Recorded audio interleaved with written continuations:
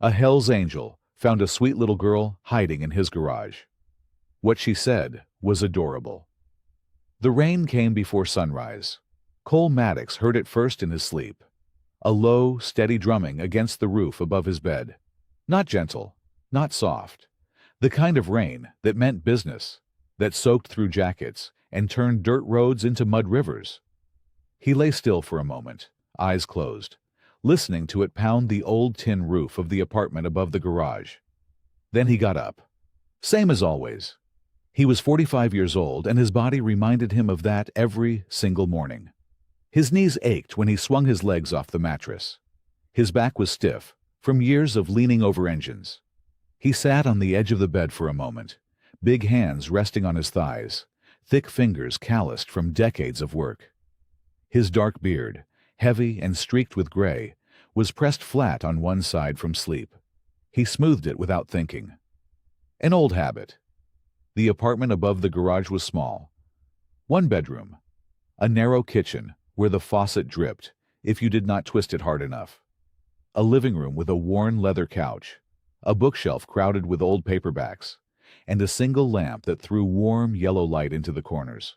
No photos on the walls, no decorations. Just the things a man needed and nothing more. Before you continue listening, please let me know where in the world are you watching from today. Now back to the story Cole pulled on a worn flannel shirt, heavy work pants, and his boots. He moved quietly through the apartment, even though there was nobody to wake. That was just how he did things. Careful, unhurried. In the kitchen, he made coffee, strong and black. He stood at the small window above the sink and watched the rain fall on the empty street below. The town of Millhaven was just waking up. Porch lights flickered on down the road. A delivery truck rolled slowly past, headlights cutting through the gray morning. He drank his coffee standing up. When the mug was empty, he rinsed it, set it on the drying rack, and went downstairs. The garage smelled the way it always did. Motor oil and metal and rubber. Sawdust from an old repair job still caught in the corners. Cole breathed it in without thinking. It was the smell of work, the smell of something familiar in a life that had not always offered much familiarity. He hit the lights. 4 long bulbs hummed to life overhead, casting a bright, even glow across the workshop floor. 2 motorcycles sat waiting for him. One was a vintage Harley that belonged to a man 2 towns over, its engine needing a full rebuild. The other was a smaller bike, a younger kid's first ride, with a cracked frame that needed welding. Cole pulled on his work gloves and started with the Harley. The rain picked up around mid-morning. It hammered the garage roof in waves, loud enough that he could not hear the radio clearly anymore, so he switched it off and worked in silence. That was fine. He did not mind silence. He had spent most of his life in it. Hours passed the way they usually did, steady, unhurried. His hands moved through familiar motions, wrenches, sockets, rags. The smell of grease heavy in the air. Outside, the daylight stayed pale and flat, the kind of gray sky that never quite brightened all the way. He broke for lunch, a sandwich at the workbench, cold coffee from a thermos. Then, back to work. By late afternoon, the rain had softened to a quiet, even drizzle. The street outside was empty. No customers had come in. The phone had not rung. The garage sat still and peaceful around him, filled only with the sound of rain and the occasional click of tools.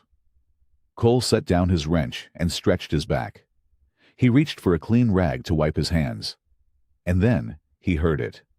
A small sound, quiet enough that he almost missed it.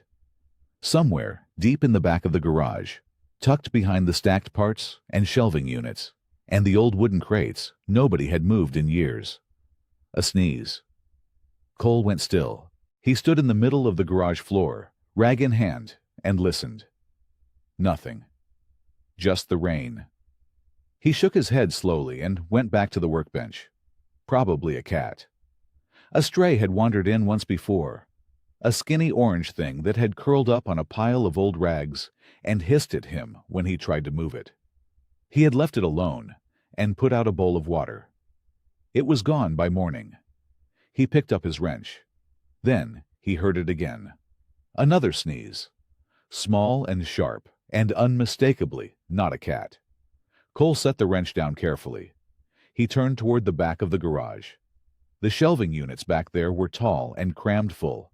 Old parts, boxed components, stacked crates, coils of wire, pieces of chrome that had not been touched in years. It was the kind of cluttered corner that swallowed things. Tools disappeared back there. Rags, paperwork. Apparently, other things too. He walked slowly. His boots were quiet on the concrete floor.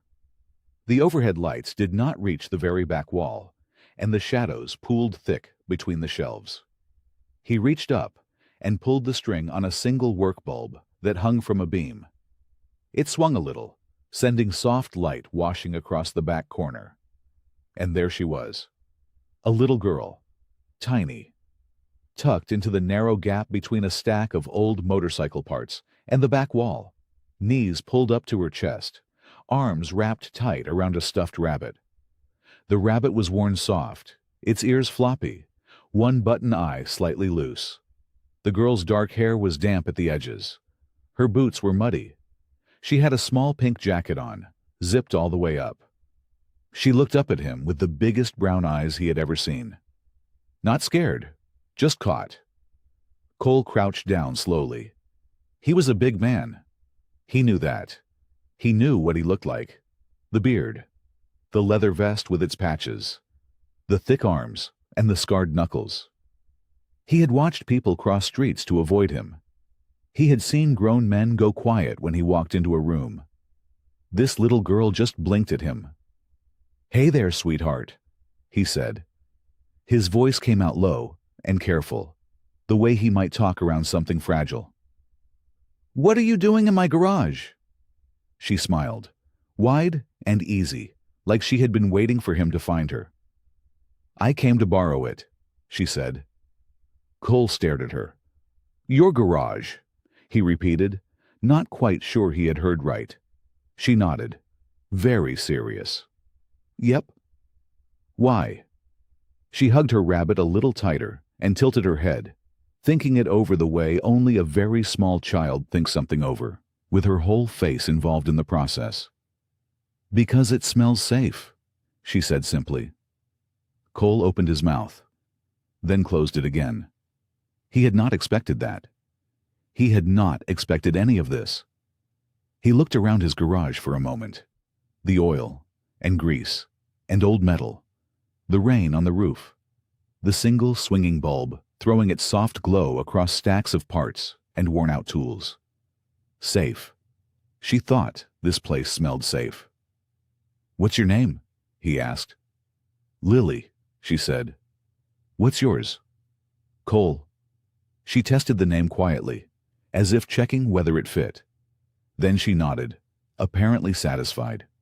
Cole looked at her damp hair and her muddy boots and the way she was tucked so small against the cold back wall. The garage was not warm. He had not needed it to be warm. But she was 4 years old, maybe, and she had been sitting back here long enough to get a chill. He stood up slowly and held out one big hand. "Come on," he said gently. "There's a heater in the office. Let's get you warmed up." Lily looked at his hand for exactly 1 second. Then she put her small fingers into his without any hesitation at all and stood up, still clutching her rabbit under one arm. Cole walked her carefully toward the office at the front of the garage, his huge hand wrapped around her tiny one. The office was small and cluttered but warmer than the garage. A space heater hummed in the corner, glowing orange. There was a beat-up desk covered in invoices, and a metal folding chair, and an old couch against the wall that Cole used when he worked too late to bother going upstairs. He set Lily on the couch and grabbed a clean shop rag to dry off her hair a little. She sat very still and let him do it. "You're not scared of me," he said. It came out more like a statement than a question. "No," she said. "Most people are." She thought about that. "That's silly," she decided. Cole almost smiled. He filled a mug with water from the small electric kettle he kept on the filing cabinet and stirred in some instant hot chocolate mix. It was the cheap kind, the kind that came in a box of 20 packets. He kept them around because sometimes kids came in with their parents to pick up bikes, and they would stand around with nothing to do and get bored. He had learned that hot chocolate fixed bored kids pretty fast. He handed the mug to Lily carefully. She took it with both hands and blew across the top with great seriousness, the way someone had clearly taught her to do.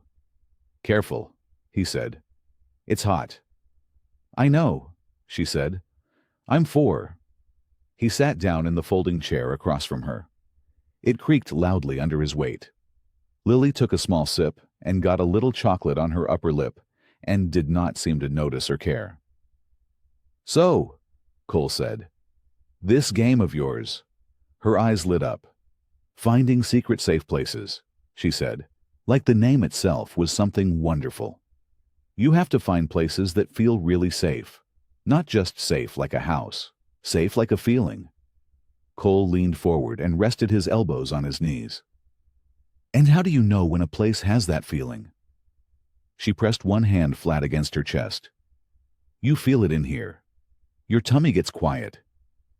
He nodded slowly, like that made perfect sense, even though he was fairly sure he had never once felt his tummy go quiet anywhere. "I found a tree last week," she continued, warming to the subject the way small children do when someone is actually listening. "And a bakery. The bakery was really good because it smelled like bread and cinnamon, and nobody was yelling." She took another sip. "And today, I found your garage." "Your grandma know you were playing this game today?" Cole asked. Lily paused. The sip she had been about to take stopped halfway to her mouth. "She knows I play the game," she said carefully.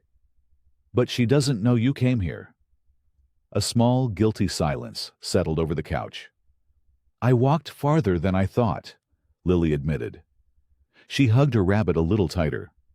"Grammy was on the phone, and I was just looking at the end of the street. But then there were more streets. And then I smelled your garage." Cole rubbed the back of his neck. "How long ago was that?" She scrunched up her nose, thinking hard. "Before it was raining a lot." Cole looked at the window. Outside, the sky had gone a deep gray blue. The rain was still steady, drumming against the glass. The afternoon was almost gone. Evening was creeping in at the edges. He thought about a grandmother. On the phone 1 minute, and then looking up to find a 4-year-old girl simply gone. He thought about how fast an empty yard could become a panic. How fast a mother or a grandmother could go from confused to terrified. He thought about how long Lily had been sitting in his cold garage before he found her. He stood up. "Okay, little one," he said. His voice was steady and calm. He did not want to scare her. But there was no question in his mind about what needed to happen next. Someone was looking for this child. He crossed the office in 2 long strides and reached for the phone on the desk. The rain had not let up. Cole pulled his leather jacket off the hook by the office door and looked down at Lily. She was still on the couch, holding her rabbit and watching him with calm, curious eyes. Her sneakers were still a little damp. Her hair had dried into soft, messy waves from where he had patted it down with a shop rag. "We're going to go find your grandma," he said. Lily nodded. "Okay." She slid off the couch and landed on both feet with a small thud. "Can I bring Harold?" "Who's Harold?" She held up the stuffed rabbit. "Yeah," Cole said. "Harold can come." He looked around the office for something to keep the rain off her. There was nothing small enough. He had one umbrella in the corner, but it was old, and the handle was cracked, and one of the spokes stuck out at a wrong angle. He grabbed it anyway. He killed the space heater and turned off the office light and led her through the garage, which was dark now except for the work lights still burning over the half-finished engine on the center lift. He turned those off too. The garage went quiet and dim. The rain was louder without the noise of the heater filling the room. Cole pulled open the side door that led out to the small lot where he parked his motorcycle. Cold air rushed in. Lily stepped up beside him and looked out at the wet pavement and the dark street beyond. A street lamp flickered at the corner, casting a pale yellow ring on the puddles below it. "It's raining harder," she observed. "It is," Cole agreed. He had called the police station a few minutes earlier. The dispatcher had been calm and professional, but Cole could hear the business behind her voice, the kind of focused energy that meant people were already moving, already looking. She had told him to bring Lily in directly, rather than wait. She had taken his name and address. There had been a pause after he gave his name. He was used to pauses like that. "We'll have officers there," she had said, and that was that. Cole's truck was parked just outside. It was an old, dark blue pickup, with a cracked dashboard and a back seat he mostly used for hauling parts. He opened the passenger door and looked at Lily. She was small. The seat was high. "Up you go," he said, and held out his hand. She grabbed two of his fingers and used them like a handle, hauling herself up onto the seat without much trouble. She settled in and placed Harold carefully on her lap. Cole reached across her for the seatbelt. It was stiff, and he had to give it a sharp tug to get it to pull free. He clicked it into place across her small frame. "Too tight?" he asked. She pushed on it experimentally. "No." He closed the door and walked around to the driver's side. He sat down, and the truck shifted under his weight. He turned the key, and the engine grumbled to life. The heater came on slow, pushing out cool air at first that would take a few minutes to warm up. He backed out of the lot and turned onto the main road. The town was quiet in the rain. Street lamps reflected in long, rippling streaks across the wet asphalt. A few storefronts still had their lights on, a diner with a steamed-up window, a hardware store going dark for the night, a church with a lit sign at the corner. Lily looked out her window the whole way. She held Harold against her chest and watched the town go by like she was seeing it from a whole new angle. Maybe she was. Cole drove carefully, both hands on the wheel, eyes on the road. The police station was only about 8 blocks away. It was a low brick building on the edge of the town square with 2 cruisers parked out front, their headlights off, rain running down their hoods in thin streams. Cole pulled into the lot. Through the front windows, he could see the lights inside were bright, and several figures were moving around with purpose. He put the truck in park. The station was warm inside and smelled like old coffee and wet boots. A deputy met them at the door. He was young, maybe mid-20s, with a serious face that relaxed just slightly when he saw Lily walk in holding her rabbit. He crouched down to her level right away. "Hey there," he said. "You must be Lily." "Yep," she said. He looked up at Cole with a quick, measured glance. The kind of look Cole had received his whole life. Taking in the beard, the leather vest, the size of him, running a quiet calculation. "Mr. Maddox," the deputy said, straightening up. "Thanks for bringing her in. If you could wait over here, we have a few questions." Cole nodded and followed them inside. The main room of the station was not large. A few desks pushed together in the center, a bulletin board on the wall thick with papers, 2 officers on phones talking in low, serious voices, a woman at a computer typing fast. Lily sat in a chair beside Cole's and swung her feet. She did not seem frightened. She looked around the room with the same wide, interested eyes she had used to look around his garage. "Do they have hot chocolate here too?" she asked. "Probably not," Cole said. "That's okay," she said, and patted Harold on the head. One of the officers on the phone suddenly stood up straighter. "She's here," he said into the receiver. "She's here, ma'am. She's fine. Yes. Come now." He hung up and looked across the room at Lily and let out a long breath, like he had been holding it for a while. Less than 10 minutes passed before the front door opened hard. Eleanor Parker came through it like the wind itself had pushed her. She was a tall woman, lean but strong-looking, with silver hair pulled back loosely, and a dark coat that was soaked through at the shoulders from the rain. Her eyes went straight to Lily the second she was through the door. Lily Grace Parker. Her voice cracked on the last name. Lily shot out of her chair. She crossed the room in a dead run and crashed into her grandmother's arms. Eleanor dropped to her knees right there on the station floor and pulled the little girl in close, wrapping both arms around her and pressing her face into Lily's hair. Her shoulders shook. She did not make a sound for a long moment. She just held on. Lily patted her grandmother's back in small, steady pats. "I'm okay, Grandma," she said. "I found a safe place."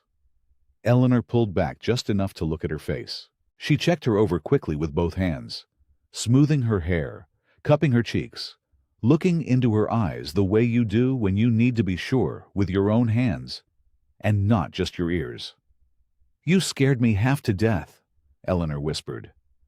"I'm sorry," Lily said, and she meant it. Her voice was small and sincere. Eleanor pulled her close again. She breathed out slowly. The tension in her shoulders dropped by inches. After a moment she stood, keeping one hand firm on Lily's shoulder. She looked toward the deputy to thank him. Then her eyes moved across the room and found Cole. She went very still. Cole was standing near the wall with his arms loose at his sides. He watched her the way he always watched people in new situations. Quietly, ready to step back if needed.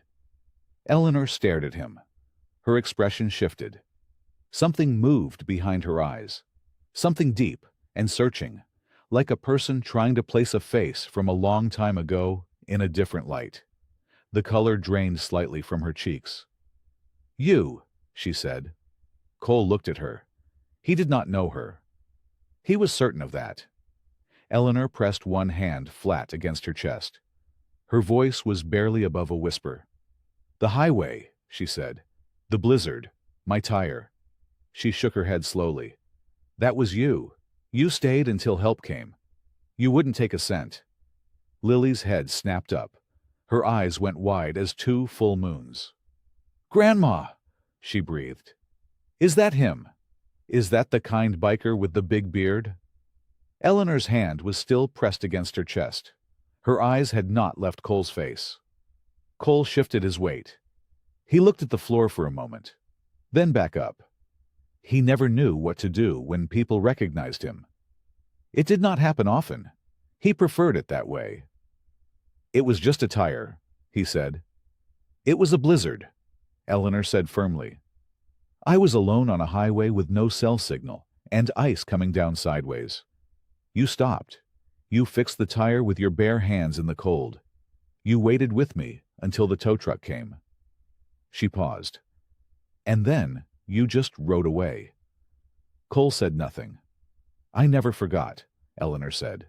Her voice was steady, but full. "Not once." Lily was staring up at Cole with her mouth slightly open. She still had Harold tucked under one arm. She reached out with her free hand and grabbed the sleeve of Cole's jacket. She pulled on it gently, to make him look down at her. "You're real," she said, like she needed to say it out loud to believe it. Cole looked down at the small face staring up at him. He felt something strange move through his chest. Not uncomfortable. Just unfamiliar. "Seems like it," he said. Lily turned to her grandmother. "Grandma, he's real. He's actually real." Eleanor laughed. It came out wet around the edges. She wiped the corner of one eye quickly and composed herself. "Yes, baby," she said. "He's real." The deputy was watching all of this with his arms crossed and a small smile pulling at one corner of his mouth. The officer at the computer had stopped typing. Even the room felt quieter than it had a few minutes ago. Then Lily's face changed completely. Her eyes went wide, and she gasped like she had just remembered something enormous. "My treasure," she said. Eleanor frowned. "What?" "I left my treasure in the safe place." Lily looked up at Cole with urgent eyes. "In your garage. I hid something. I have to get it back." Cole looked at Eleanor. Eleanor looked at Cole. "Do you mind?" Eleanor asked. "Not at all," Cole said. The rain had slowed to a fine mist by the time they pulled up to the garage. The deputy had offered to drive them, and Eleanor had accepted. Cole rode with them. The garage looked different with people around it. The light above the door was still on, throwing a yellow glow across the wet pavement. Cole unlocked the side door and pushed it open. He reached in and flipped on the overhead lights. The familiar smell of oil and metal settled around them. Lily walked in like she owned the place. She went straight to the back corner without hesitating. Past the tall metal shelves, past the stacked tires, past the old engine block sitting on a wooden pallet. She stopped in front of a low workbench and crouched down. There was a red toolbox on the bottom shelf, old and dented, with a broken latch. Cole never used it anymore. Lily opened it carefully with both hands. Inside, folded into a small square, was a piece of paper. She picked it up and held it out to Cole. He took it slowly, unfolded it. It was a drawing in crayon. The lines were wobbly the way a 4-year-old's lines always are. But the shapes were clear enough. A big figure in the middle with a round face, and a large dark scribble for a beard. A small figure to the left with yellow hair and what looked like a stuffed rabbit. A taller figure to the right with silver lines at the top of its head. 3 people, standing together. Cole turned the paper over. On the back, in shaky block letters, someone had helped her write 4 words. You looked lonely. Cole stared at the words for a long moment. The garage was very quiet. He could hear the mist hitting the roof. He could hear Eleanor breathing softly behind him. He did not trust himself to speak. Eleanor stepped beside him and looked at the drawing. She read the words on the back. She reached over and put her hand gently on Cole's arm. "Sunday dinner," she said. "Our house. 6 o'clock. I won't take no for an answer." Cole was up before sunrise. He did not sleep much on a regular night. Last night had been worse than regular. He had lain on top of his blanket with his boots still on, staring at the ceiling, listening to the last of the rain drip off the gutters outside. At some point, he had gotten up and made coffee, strong and black, the way he always made it. He stood at the small kitchen window above the sink and watched the sky go from dark blue to gray to pale orange. His hands were wrapped around the mug. The apartment was quiet. He went downstairs just after 7. The garage was cold in the morning. He pulled on his work gloves and moved through his routine the way he always did. Checked the schedule. 2 bikes coming in for service by 10. 1 engine rebuild he had been working on all week. He turned on the radio to a low volume and got started. But something was different. The red toolbox was sitting on the low shelf where Lily had left it. He had not moved it. He kept glancing at it while he worked, not on purpose. His eyes just kept finding it. Around 9, he set down his wrench and walked over to the workbench. He opened the toolbox. The drawing was still folded up inside. He had not taken it out after returning from the station. He had just left it there. He picked it up and unfolded it again. The 3 crayon figures looked back at him. Wobbly lines. Big dark beard on the tall one in the middle. The small yellow-haired figure to the left holding what was probably Harold. The silver-haired figure on the right. A family shape. 3 people close together. He flipped it over. You looked lonely. He folded it back up and set it carefully on the corner of the workbench where he could see it. His first customer arrived at 9:30. A young guy with a beat-up cruiser that needed new brake pads and a chain adjustment. Cole worked, and the guy talked. Cole nodded in the right places and gave short answers. He was good at that.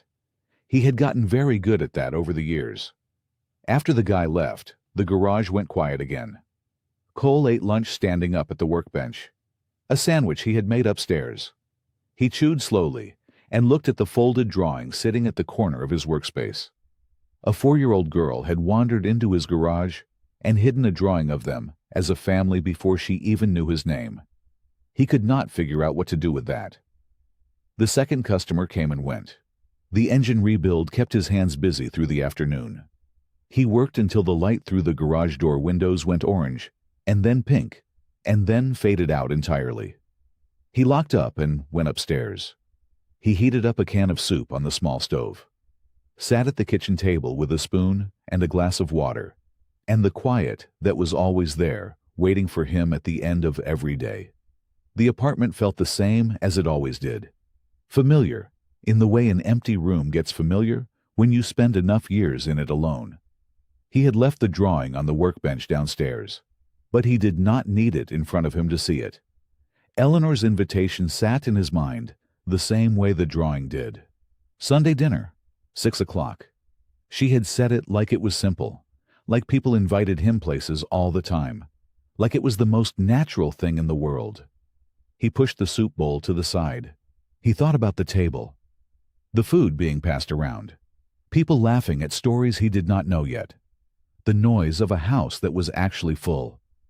He sat very still for a long time with his hands flat on the table. Maybe it was possible. Just one dinner. He thought about that for a while. The pie was lemon. He had stood in the grocery store for almost 10 minutes trying to decide. He did not know what Eleanor liked. He did not know what Lily liked. He had almost put it back twice before the woman's stocking shelves nearby looked at him and said lemon was always a safe bet.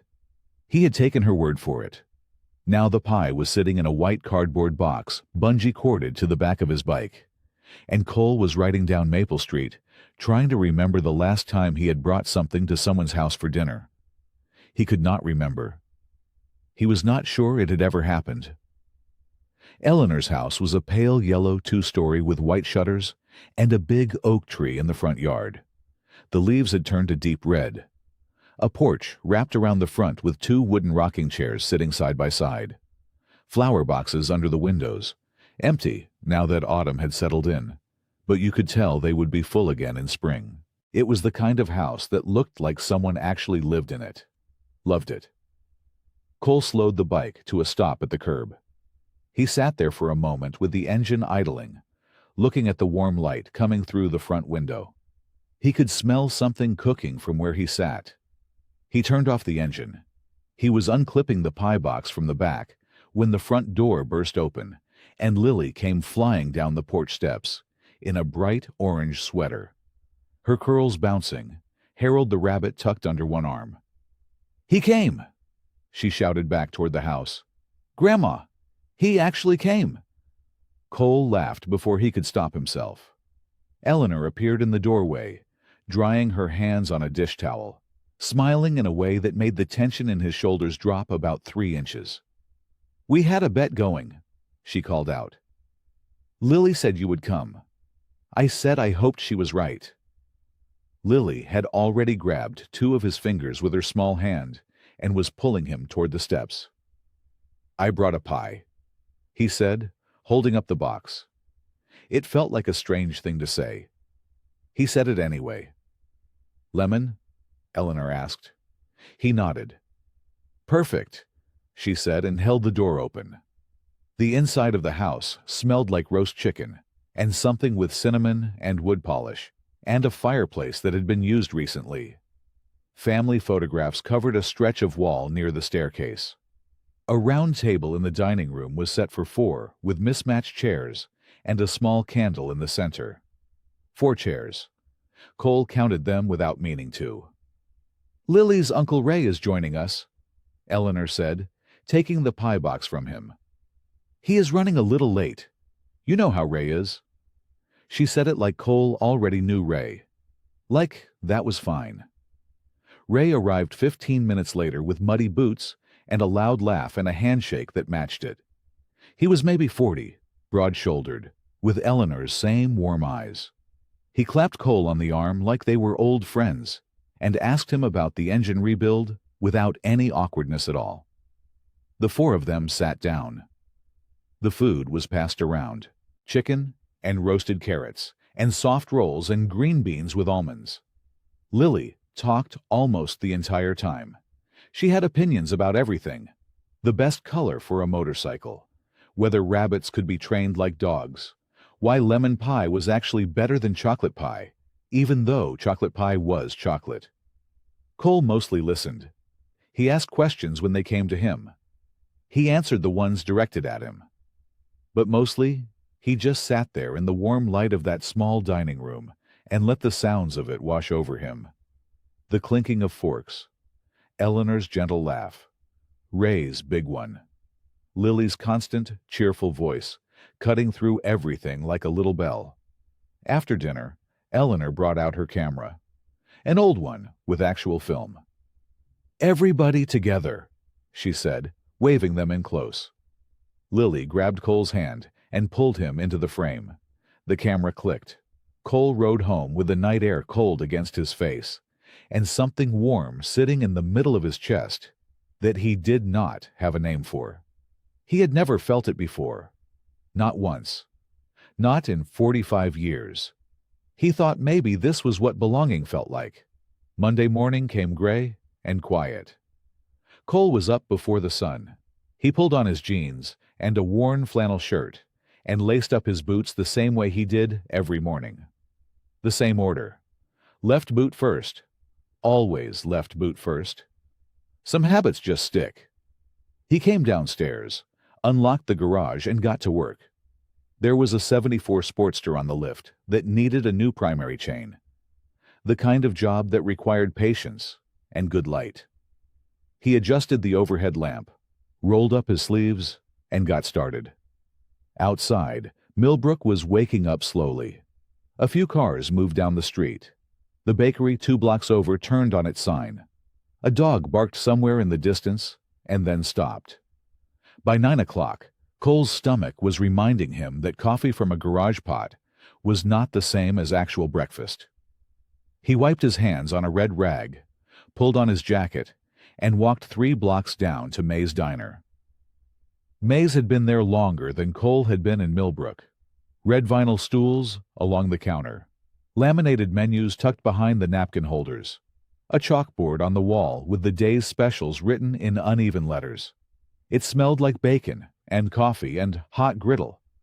And on a cold morning there was almost nowhere better to sit. Cole took a stool at the far end of the counter, away from the window. He liked his back close to a wall.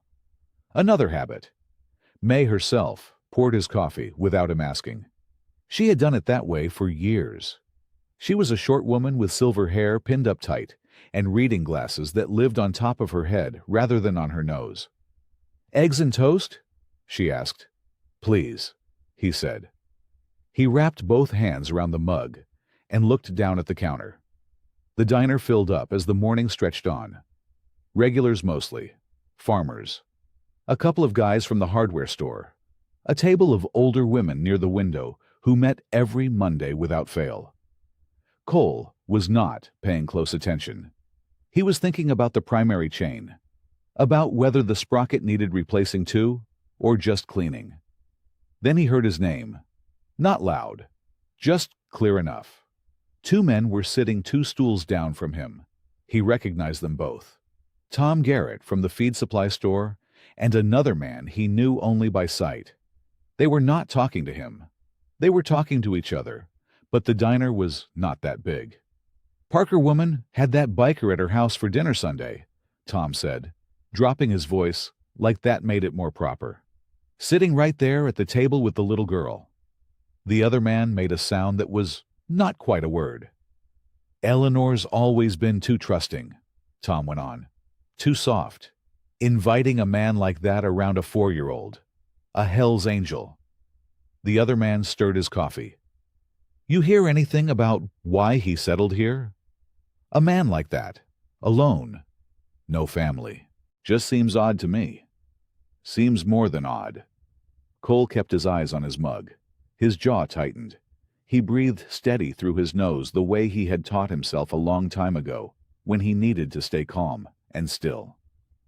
May set his eggs in front of him. She gave him one quick look, sharp and knowing. She said nothing. He ate slowly. He always ate slowly when something was bothering him. Chewing gave him something to do with his face. The 2 men moved on to other topics. A fence line dispute. The price of feed. Cole finished his breakfast, left cash on the counter, pulled on his jacket. He walked back to the garage with his hands deep in his pockets and the cold morning air pressing against him from all sides. He unlocked the side door and went in. He stood there in the quiet for a long moment. The Sportster on the lift, the overhead lamp still burning, the smell of oil and metal, and everything familiar. And he thought about the warm light in Eleanor's dining room the night before. Then he thought about Tom Garrett's voice. He sat down on his work stool and stared at the floor. The Sportster took most of the morning. Cole replaced the primary chain, checked the sprocket, cleaned what needed cleaning, and torqued everything back down to spec. Good work, steady work, the kind that kept his hands busy and his mind from wandering too far in any one direction. He was wiping down the engine casing when the phone on the wall rang. He looked at it for a second before answering. The garage line did not ring often on weekday mornings. "Maddox Cycles," he said. "Cole." The voice was warm and unhurried.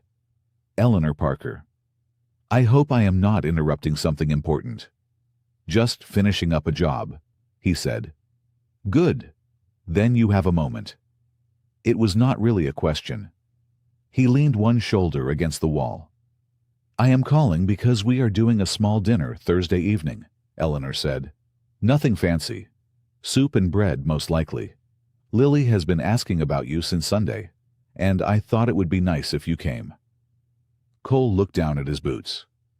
"She has been asking about me?" "Constantly." There was a smile in Eleanor's voice. "She spent most of yesterday drawing pictures of motorcycles. They do not look much like motorcycles. But she insists they do, so we agree." Cole almost smiled. Almost. He heard something in the background on Eleanor's end. A small voice, insistent and bright. Then Eleanor's voice pulled away from the phone a little. "Just a moment, sweetheart." There was a short shuffling sound, and then suddenly the small voice was right there in his ear. "Cole." He straightened up without meaning to. "Hey, Lily." "I saved your chair," she said, very serious. Like this was the most important piece of information she had ever delivered. "Did you?" "Yes. The one by the window. Nobody is allowed to sit in it. Grandma wrote your name on a piece of paper and put it on the seat." Cole pressed his lips together. He stared at the far wall of the garage, at the pegboard full of wrenches, and the old clock above it that ran 3 minutes slow. "That was real thoughtful of you," he said. "You have to come," Lily said. "Because if you don't come, then the chair just sits there with nobody in it, and that's sad." "A sad chair." "Very sad," she confirmed. "Cole, do you like soup?" "I do." "What kind?" He thought about it. "Chicken, I suppose." "Grandma makes the best chicken soup," Lily said with complete confidence. "It's the best soup in the whole world, even better than the kind in a can, and I used to really like the kind in a can." He rubbed the back of his neck. High praise. "You should come Thursday," she said again. Then her voice shifted slightly, more careful now, less bouncy. "We like having you here, Cole. Me and Grandma both." He did not answer right away. The garage was quiet around him. The lamp hummed above the Sportster. Rain had started again outside, soft and steady against the roof. "We like having you here." He heard Eleanor's voice come back on the line. "I apologize for that," she said, warm and a little amused. "She got away from me." "Don't apologize," Cole said. A pause. "Will you come Thursday?" He looked around the garage, at the lift, at the workbench, at the 4 walls that had held him in for so many quiet evenings. He had stopped counting them. "Yeah," he said. "I'll be there." "Good," Eleanor said simply. 6 o'clock. Don't bring anything." "I'll bring something." "Cole." "I'll bring something small," he said. She laughed. It was a real laugh, easy and genuine, the kind that did not need anything added to it. After he hung up, He stood with his hand resting on the phone for a moment.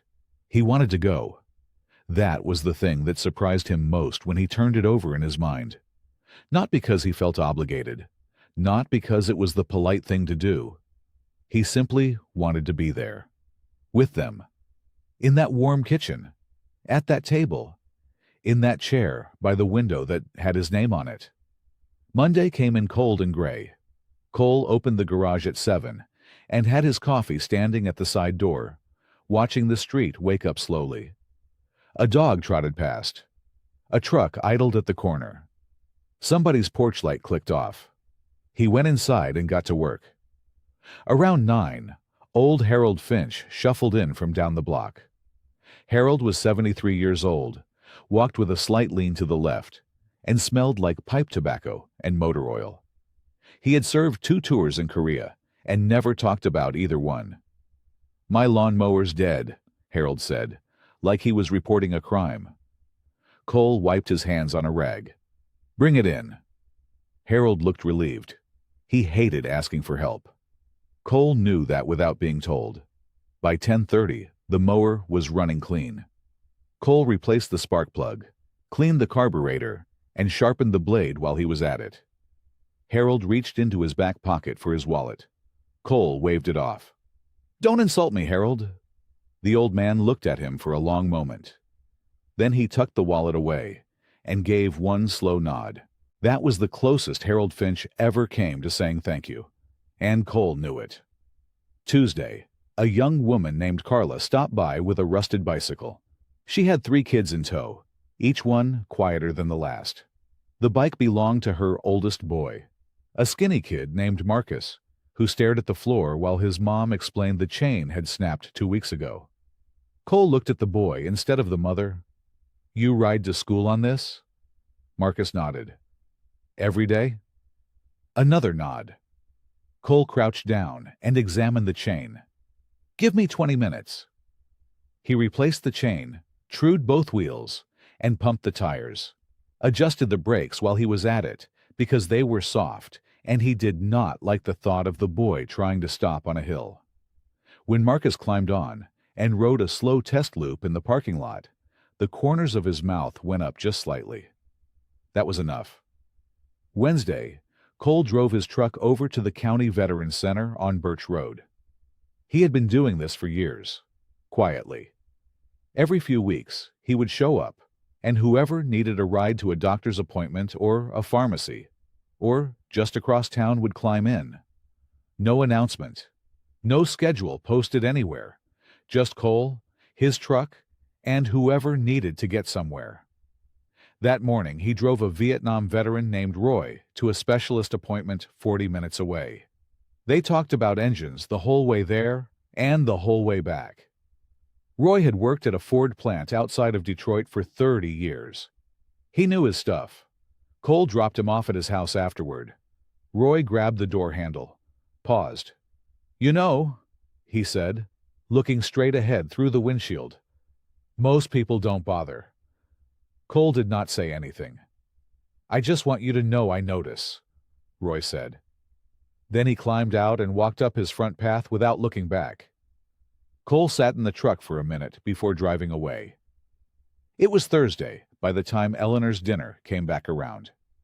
He arrived at 6 on the nose with a small jar of local honey from the shop on Main Street, because he had promised something small, and he meant to keep that promise. Lily met him at the door before he even knocked. She was already in her pajamas, even though it was only dinner time. She grabbed his hand with both of hers and pulled him inside, like she was afraid he might change his mind. The kitchen smelled incredible. Warm bread and chicken, and something with rosemary. After dinner, while Eleanor cleaned up and Cole sat at the table finishing his coffee, Lily climbed up into the chair beside him and pressed both palms flat on the table. "Cole," she said, "Grandma told me you gave Mr. Harold his lawnmower back." He looked at her. "That right. And you fixed that boy's bike." "Marcus." "Yeah." She tilted her head. Her eyes were very serious. "How many people do you help?" Saturday morning arrived with a thin frost on the ground and a pale sky that could not quite decide if it wanted to be blue or gray. Cole had the garage doors cracked open just enough to let in fresh air without letting in too much cold. The radio on the workbench played softly. Something old, something with a guitar and a steady drum beat. He had a carburetor apart on the main table and a line of small bolts organized in a row along a folded shop rag. At 9 o'clock sharp, Eleanor's car pulled into the lot. Lily was out the door before the car fully stopped. She wore a yellow jacket with a hood shaped like a duck. She carried a backpack, nearly as big as she was. She ran straight through the side door like she owned the place. "I'm here to help," she announced. Cole looked up from the carburetor.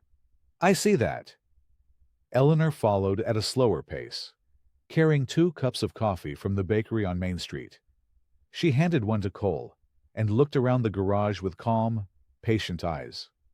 "She has been awake since 5, Eleanor said quietly. Cole accepted the coffee. "Excited?" Eleanor smiled. "You have no idea." She settled into the old wooden chair near the office window with a book and her coffee. She had made it clear she would stay close the whole time.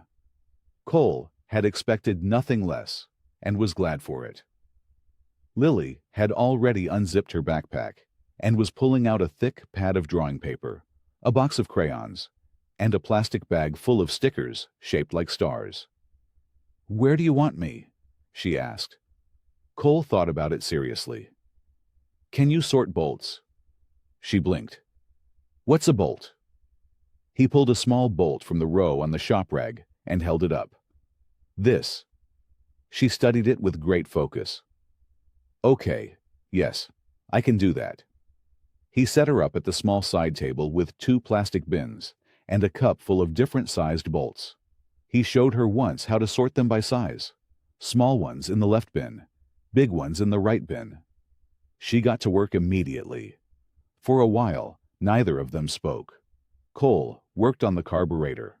Lily sorted bolts with careful little fingers, her tongue sticking out just slightly at the corner of her mouth whenever she concentrated. The radio kept playing. After about 20 minutes, Lily held up a bolt that was somewhere between small and big. She stared at it. Then she stared at the 2 bins. Then she looked at Cole. "This one is a medium," she said. Cole leaned over to look. "That goes in the left bin." "But it's not small." "Close enough."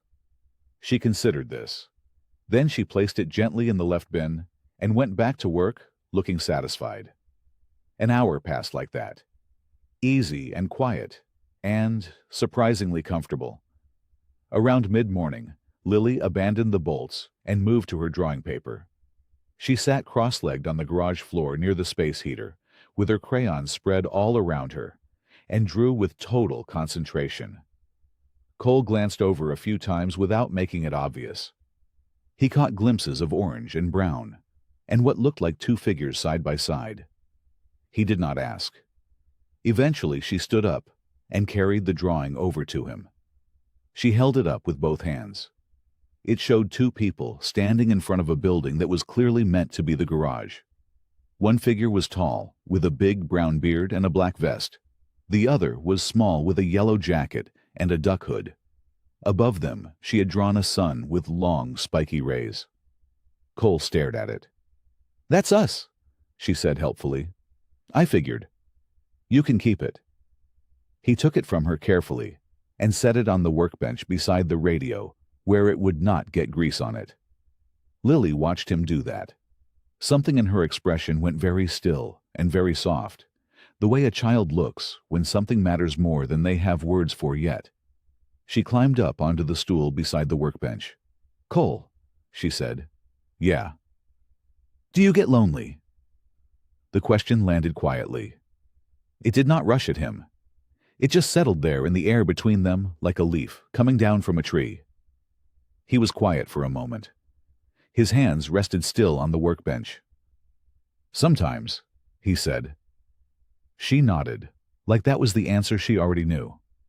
"You can borrow my family," she said, "whenever you feel lonely. We don't mind." Cole looked at her.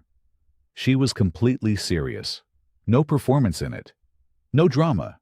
Just a 4-year-old girl offering him the most valuable thing she owned, like it was the most natural thing in the world. His chest tightened in a way that had nothing to do with pain. "That's real generous," he said. His voice came out lower than usual. "I know," she said simply.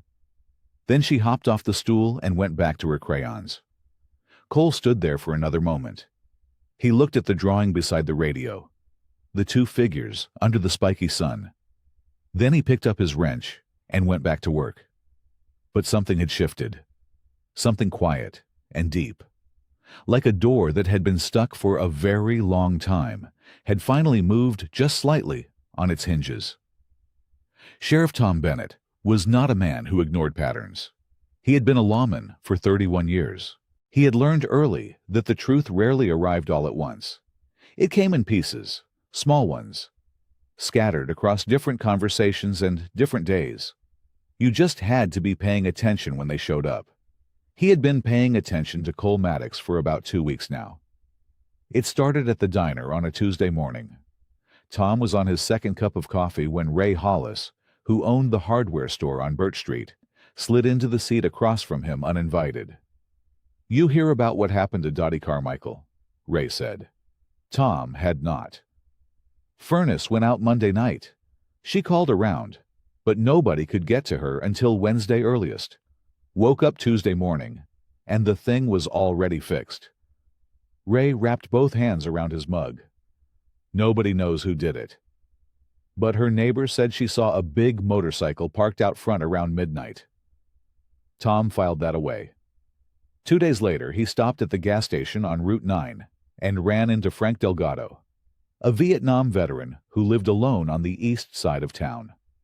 Frank was loading grocery bags into his truck with slow, careful movements. His bad shoulder had been giving him trouble since August. "Need a hand?" Tom offered. "Already got one," Frank said, and nodded toward the cab of the truck. There was nobody in the cab. Tom looked at him. Frank shrugged. "That biker fella, Maddox. He drove me to my last 3 appointments over at the VA. Wouldn't take a dime, just showed up when I needed him." Tom drove back to his office and sat at his desk for a long time. He started asking quiet questions. Not official ones, just conversations. The kind where you listen more than you talk. What he found surprised him. A teenager named Danny Rourke told him Cole had spent an entire Saturday helping him patch a roof after a fallen branch tore through it last spring. Danny's mother was a single mom, working 2 jobs. She had cried when she saw the finished work. An elderly couple named the Hoffmans mentioned Cole had spent 3 evenings replacing the rotted boards on their front porch after one gave way under Edna Hoffman's foot. He had bought the lumber himself. He never asked to be paid back. Each story was the same in one important way. Cole had not told anyone, no announcement, no request for thanks. He simply showed up, did what needed doing, and left. Tom began to wonder how far back it went. He went to his computer and started pulling records, quiet ones, the kind that lived in old files and annual reports that nobody had reason to look at twice. It took him most of Thursday afternoon, but he found it. For nearly 15 years, a series of anonymous cash donations had arrived at the town's Community Assistance Fund every December without fail. The fund distributed Christmas grocery boxes and utility bill relief to struggling families during the holiday season. Each year, the donations ranged from $500 to nearly $2,000. The fund coordinator, a retired school teacher named Helen Park, had documented every one of them with careful handwriting in a spiral notebook she kept in a filing cabinet. Helen had noted the same thing each time. Cash. Envelope. No name. Dropped through the mail slot at the community center before anyone arrived in the morning. Tom cross-referenced the dates with local bank records he had access to through a standing court order connected to an older investigation. Every December. Regular as clockwork. A cash withdrawal from a single personal account at Grange Community Bank. The account belonged to Cole Maddox. Tom sat back in his chair. He looked at the screen for a long time. Outside his window, the main street of town moved at its usual pace. People walked dogs. Kids rode bikes. A delivery truck idled in front of the hardware store. Tom picked up his coffee mug. It had gone cold. He drank it anyway. The meeting was held on a Thursday evening at the community center on Maple Street. Martha Simmons had organized it herself. She had spent 3 days making phone calls.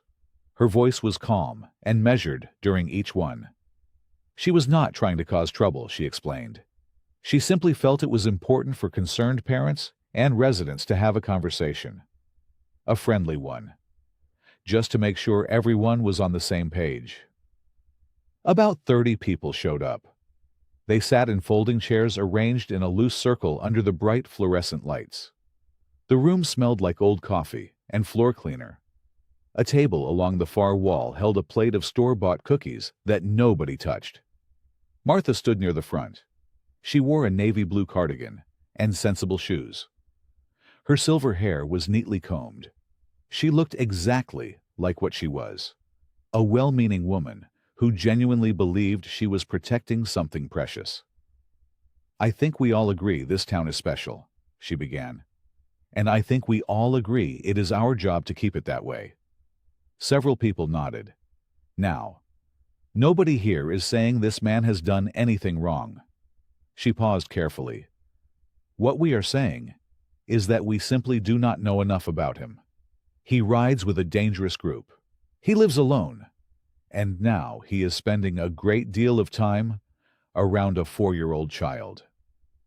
A man near the back, Gary Fitch, who drove his kids past Cole's garage every morning, leaned forward. "I just think it is worth asking the question, who exactly is this person?" "Exactly," Martha said. A younger woman named Pam Greer raised her hand. "My daughter plays with Lily at Sunday school. I do not want to be unkind, but I have a responsibility to think about who my child is around." More nodding, more murmured agreement. The meeting lasted nearly an hour. By the end, Martha had a clipboard with 19 signatures from people who felt the situation needed watching. She folded the paper carefully and tucked it into her purse. She drove home, feeling she had done the right thing. The news of the meeting reached Eleanor Parker by Friday morning. A neighbor called, then a woman from her church, then the librarian, who had heard it from someone else entirely. Eleanor listened to each call with patience. When the last one ended, she set the phone down on the kitchen counter and stood very still for a moment. Then, she put on her coat and drove to the community center. Helen Park, who still managed the building calendar, was unlocking the storage closet when Eleanor walked in. "I heard about last night," Eleanor said simply. Helen looked uncomfortable. "Martha means well, Eleanor." "I know she does." Eleanor's voice was steady. "But meaning well and being right are two different things." She paused. "Cole Maddox helped me on a dark stretch of highway in the middle of a blizzard. He stayed until I was safe. He asked for nothing. That man has been quietly caring for people in this town for years. More years than most people know." Helen was quiet. "I will not stand by while good people talk nonsense about a good man," Eleanor said. "I just wanted someone to know that." She drove home. But the words, said or not said, had already spread in ways Eleanor could not control. Cole heard about the meeting from Frank Delgado, who mentioned it without thinking while Cole was helping him carry a bag of dog food inside on Friday afternoon. Frank realized his mistake immediately. "It is just talk," he said quickly. "People around here talk. You know how it is." Cole nodded. "Sure," he said. He finished carrying the bag inside. He helped Frank fill the water bowl. He drove back to the garage in the early evening dark without saying much. He sat at his workbench for a long time after that. He thought about Eleanor, about Lily, about Sunday dinners and hot chocolate, and a small chair that had been saved just for him at a table full of people who laughed easily and passed food without being asked. Then he thought about 30 people, sitting in folding chairs, 19 signatures on a clipboard. And he wondered, quietly and painfully, whether the people he was starting to care about would be better off if he simply stepped back. The next morning came in cold and gray. Cole was already in the garage by 7. He had not slept well. He rarely did anymore. But lately, the nights had been harder than usual. He kept staring at the ceiling above his bed, listening to the old buildings settle around him, thinking about things he could not stop thinking about. He pulled on his boots, came downstairs, made coffee, let the familiar smells of oil and metal and cool morning air settle around him like a blanket. He did not turn on the radio. He had a carburetor to rebuild and 2 sets of brake lines to check. Work had always been the thing that quieted his mind. His hands knew what to do even when his head was a mess. He liked that about it. He liked that a broken machine had clear answers. You found the problem. You fixed it. You moved on. People were considerably harder. He was halfway through the carburetor when he heard tires on the gravel outside. A squad car rolled slowly into the lot and stopped near the open garage door. Sheriff Tom Bennett climbed out. He was a broad-shouldered man with a calm face and steady eyes. He wore his uniform neatly. His silver hair was cut short. He was not the kind of man who rushed anywhere or raised his voice without reason. Cole had seen him around town plenty of times, had never had a direct problem with him. But he also knew that a sheriff arriving unannounced on a Saturday morning was rarely a social call. Cole set down the carburetor and wiped his hands on a rag. "Sheriff," he said. "Morning, Cole." Bennett stepped just inside the doorway and looked around the garage slowly, not suspiciously, more like a man taking in a room out of genuine curiosity. "You got a minute?" "I got several," Cole said. "Coffee is on if you want some." I would not say no to that. Cole poured 2 mugs and handed one over. They stood near the workbench. The garage was quiet, except for the faint drip of water from the gutter outside. Bennett wrapped both hands around the mug. "I have been looking into some things," he said. He was not in any hurry about it. Cole waited. About 15 years back, a fund was set up through the Savings and Loan on Birch Street. Anonymous donor. Every December, money came in. Every December, families who were struggling got help. Groceries, heating bills. A few times it covered rent. Bennett looked at him evenly. Went on for years. Nobody knew who was behind it. Cole did not say anything. "I pulled the account records." Bennett took a slow sip of coffee. "Took some doing, but I found the name on the originating account." He paused. "It was yours." The garage was very quiet. Cole looked down at the workbench. He turned the rag over in his hands once. Then he set it down. 15 years is a long time to keep something quiet, Bennett said. He did not sound accusing. He sounded like a man who was genuinely trying to understand something. Cole let out a slow breath. "It was not a big thing," he said. "Cole." Bennett's voice was gentle but firm. "It was a big thing." Cole shook his head. "I just had more than I needed some months. There were families that had less. It was simple math." Bennett studied him for a moment. "Why anonymous?" Cole was quiet for a beat. Then he said, "Because I did not do it for the credit. I did it because it needed doing." He looked up then.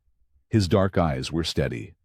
"And honestly, people around here were not exactly lining up to shake my hand back then either. Anonymous just made more sense all around." Bennett nodded slowly. He seemed to be turning something over in his mind. Cole leaned against the workbench. His voice dropped, just slightly. "I would appreciate it," he said, "if you kept that between us." Bennett looked at him. "I mean it," Cole said quietly. "I am not looking for a parade." 2 weeks passed. The cold settled in deeper. Frost clung to the grass in the mornings and did not let go until well after noon. The trees along Main Street had lost most of their leaves, and the bare branches reached up against a pale sky like thin fingers. But the town was not bare. Not anymore. Garlands had gone up along the storefronts. Wreaths hung on nearly every door. The hardware store had a giant plastic snowman standing outside that tipped slightly to the left. The bakery had painted snowflakes on its front window in white and silver. Everywhere Cole looked, the town was wrapping itself in color and light. The annual Christmas festival was 6 days away. Cole had known about it the same way he knew about most things in town, from a distance. He had watched it happen every year through the window of his garage, or from the end of the block. Lights, music, children running between the booths, hot cider, the whole thing. He had never once walked into the middle of it. That was not the kind of place a man like him wandered into uninvited. He was loading a box of tools into the back of his truck when he heard the familiar sound of small boots on gravel. Lily came around the corner of the garage at a full run, with her coat half-buttoned and her stuffed rabbit tucked under one arm. Eleanor followed about 10 steps behind, at a considerably more reasonable pace. "Cole!" Lily skidded to a stop in front of him. Her cheeks were pink from the cold. Her eyes were enormous with excitement. "They need people to help put up the big lights in the town square today, and Grandma said maybe you could help. And I told her you definitely would, because you are very good at fixing things." Cole looked at Eleanor over the top of Lily's head. Eleanor smiled. "She has been planning this conversation since breakfast." "I practiced it," Lily confirmed proudly. Cole looked back down at her. "You practiced it." "Twice." She held up 2 fingers. "The first time I forgot to say the part about you being good at fixing things. That is the most important part." He could not help it. The corner of his mouth pulled up. "I do not know, little one," he said. "I have got work to do here." Lily looked at the truck. She looked at the garage. She looked back at him with an expression that was far too serious for a 4-year-old. "The motorcycles will still be broken tomorrow," she said. "The lights need to go up today." Cole stood there for a moment. He thought about the people in the town square. Families he half knew and half did not. People who had smiled at him recently and people who had not. He thought about how it would feel to walk into the middle of all of that, with no real reason to be there, except that a small girl had asked him to come. Then, he looked at Lily. She was watching him with complete and total confidence. Like the answer was already yes, and he just needed a moment to catch up. He reached back into the truck bed and picked up a different box. The one with the good wire strippers and the heavy-duty staple gun. "Let me get my coat," he said. Lily threw both arms in the air. The town square was already busy when they arrived. A group of volunteers moved along the storefronts, hanging lights and untangling extension cords. Someone had a radio playing. A few people were setting up the wooden booths that would hold the cider and the food vendors during the festival. 2 older men were arguing calmly about the best way to string lights around the gazebo in the center of the square. Cole walked over and spent approximately 45 seconds looking at the situation before the 2 men stepped aside and let him handle it without being asked. He worked steadily. He did not talk much. But that was nothing new. What was new was that people talked to him. Not carefully. Not in the polite, but guarded way he was used to. A man named Gerald handed him a staple gun and asked him a genuine question about wiring. A woman named Patrice laughed at something he said, without looking surprised that he had said something funny. 2 teenage boys followed his instructions about the extension cord routing and thanked him when the lights came on in a clean, even line. Nobody stared at his vest. Nobody lowered their voice when he walked over. They just handed him things and worked alongside him like it was the most natural thing in the world. Cole noticed all of it. He noticed it the way a man notices warmth after a very long time spent in the cold. Carefully, quietly, afraid to move too fast in case it disappeared. By late afternoon, the square looked completely different. Thousands of small white lights wrapped the gazebo and the surrounding trees. The booths stood in a neat row along the east side. A small stage had been assembled near the fountain for the choir performance. Cole stood back and looked at it. It looked like something from a Christmas card, the kind he used to see in store windows as a kid, and stare at for a moment too long before walking on. Lily appeared beside him and slipped her small hand into his. He looked down at her. She was gazing at the lights, with her mouth slightly open. Her breath made little clouds in the cold air.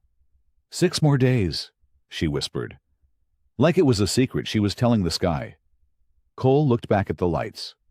6 more days, he agreed. The morning of the festival arrived cold and clear. The sky was the kind of blue that only showed up in December. Sharp and bright and clean, without a single cloud. Cole could see his breath when he stepped outside onto the small landing above the garage. The frost had come down heavy overnight. It coated the grass and the truck windshield, and the top of the old mailbox in a thin layer of white. He stood there for a moment with his coffee mug. Then he went inside to get dressed. The outfit had been Lily's idea entirely. He had not stood a chance. 3 days earlier, she had shown up at the garage with a paper bag and a very determined expression. Inside the bag was a red felt Santa hat with a white pom-pom on the end, a length of green tinsel she had clearly removed from Eleanor's living room garland, and a hand-drawn patch on a piece of cardstock that read, Santa's Helper, in uneven capital letters, with a small motorcycle drawn underneath the words. She had explained, with great patience, that he was going to be Santa's motorcycle-riding helper at the festival. She had seen it in a dream. It was already decided. He had looked at the hat. He had looked at her. He had put the hat on. She had clapped so hard she dropped her rabbit. Now Cole stood in front of the small bathroom mirror and studied himself. The red hat sat on top of his head, slightly crooked. He had pinned Lily's cardstock patch to the front of his leather vest. The green tinsel was wrapped once around the collar of his jacket, the way she had shown him. His beard was as big and wild as ever, which Lily had declared was perfect because it made him look just like a real helper. He looked ridiculous. He also looked, in some way he could not quite name, like himself. He grabbed his keys. He had decorated the motorcycle the night before. Red and green ribbons were woven through the handlebars. A string of battery-powered lights ran along both sides of the frame. A small wreath was zip-tied to the front, where a headlight guard sat. Eleanor had helped him add a bow to the back fender that was far too large and extremely cheerful. When he rode into the town square, he heard the reaction before he could fully see it. Children noticed first. They always did. A little boy near the cider booth pointed and said something loud and excited to his mother. 2 girls in matching coats stopped walking and stared with wide eyes. Then, they started moving toward him. Cole pulled the motorcycle to the area near the gazebo, where a small parking section had been set aside for the festival. He cut the engine. He barely had both boots on the ground before the first child reached him. "Is that your motorcycle?" a boy asked. Maybe 6 years old, missing a front tooth. "It is," Cole said. "It has lights on it." "It does." "Why?" "Because someone very important told me it needed them." The boy seemed to accept this completely. He walked a slow circle around the bike, studying every ribbon and light with tremendous seriousness. More children drifted over. Cole stood with his hands loose at his sides, watching them look. A little girl with pigtails pointed at the wreath. Another boy asked if the light stayed on while the bike was moving. An older kid, maybe 10, leaned in close to examine the wiring along the frame and nodded like he approved. Adults followed. Some came with their children. Others came on their own. Gerald from the light-stringing crew walked over and shook Cole's hand firmly. Patrice waved from across the square and smiled. A woman he recognized from the hardware store stopped and said the bike was the best thing she had seen all week. Cole stood in the middle of all of it. He did not quite know what to do with his hands. He did not quite know where to look. But he stayed. The afternoon light turned golden over the town square. Someone had strung extra lights along the gazebo roof, and they caught the low winter sun in a way that made the whole square feel warm despite the cold. The smell of cinnamon and wood smoke drifted through the air. A small choir near the bandstand had just finished a carol, and the crowd was still clapping when Eleanor stepped up onto the gazebo steps. She did not use a microphone. She did not need one. Eleanor Parker had a voice that carried. "Excuse me," she said. "I would like a moment, if everyone doesn't mind." The square settled. People turned. A few conversations dropped to whispers, and then stopped entirely. Lily stood near the front of the small crowd, with her stuffed rabbit tucked under her arm. She already knew what was coming. She had been the one to suggest it. Cole was standing off to the side near his motorcycle, talking with Gerald. He noticed the crowd shifting. He noticed Eleanor at the top of the steps. Something in his chest went still. Eleanor looked out over the faces in front of her. Then her eyes found Cole. "Most of you know me," she said. "And most of you know Lily." She reached down and took Lily's hand. Lily gave a little wave that made several people nearby smile. "About 2 months ago, my granddaughter wandered away during one of her adventures and ended up in a garage on the edge of town." A few knowing chuckles moved through the crowd. The man in that garage could have been annoyed. He could have been impatient. He could have done the bare minimum, and nothing more. Eleanor paused. Instead, he made her hot chocolate. He kept her safe. He brought her to the station himself. And when I walked through those doors and saw my granddaughter sitting there perfectly calm and perfectly happy, it was because of him. She looked directly at Cole. "Cole Maddox has been coming to our table for weeks now. He has fixed things without being asked and shown up without being told, and given more of himself than most people even know about." Her voice was steady, but warm in a way that reached the back of the crowd. "I want him to know, in front of this whole town, that we are grateful, and that we are glad he is here." She started to clap. The square followed. It started slow, and then filled out, growing into something real and full. Cole did not move at first. He stood beside his motorcycle with the green tinsel around his collar and the crooked Santa hat on his head, and he looked like a man who did not entirely believe what was happening to him. His jaw tightened. He gave a small nod. That was all he could manage. Lily let go of Eleanor's hand and ran across the square toward him. She grabbed his fingers and swung his arm once and grinned up at him. He squeezed her hand back. The applause was still settling when Sheriff Tom Bennett stepped forward from the edge of the crowd. He was not in his uniform. He wore a dark coat and a plain scarf, and his hands were in his pockets. But people recognized him immediately, and the square went quiet again. "I want to add something," the sheriff said. His voice was calm and even, the way it always was. "Over the past several weeks I did some digging. Call it professional habit." A few people smiled. "What I found was that for nearly 15 years, a series of anonymous donations helped struggling families in this town get through Christmas. Groceries, heating bills, a few times rent. Nobody knew who was responsible." He looked at Cole. It was Cole. The square was silent for 1 full second. Then the applause came back, louder this time. Cole stood in the middle of the golden afternoon light, surrounded by people and noise and warmth, with a 4-year-old girl holding his hand. His eyes were bright. His throat moved. For the first time in as long as he could remember, Cole Maddox felt something that had no easy name. It just felt like belonging. The festival lights burned bright as the evening settled in. Someone had added more strings of white lights to the oak trees along the square, and they reflected off the thin layer of frost on the ground below. The choir had started up again near the bandstand, filling the cold air with something slow and sweet.